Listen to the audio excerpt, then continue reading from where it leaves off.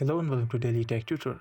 In this tutorial, we're going to show you how to create monthly rolling averages in Google Sheets. If this video helps you, then consider subscribing and liking the video. Rolling averages are perfect for smoothing out your data and spotting trends over time. Let's say you have got a monthly sales data and you want to calculate a 3-month rolling average.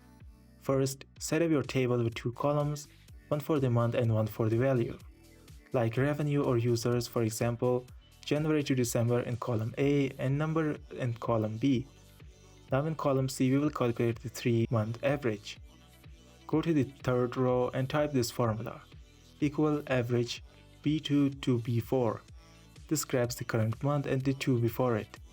Drag that formula down and now each row shows the average for the last 3 months. Rolling averages are super helpful for charts, dashboard, or spotting dips and spikes without the noise. This was for today's tutorial. If this video helped you, then consider subscribing and liking the video.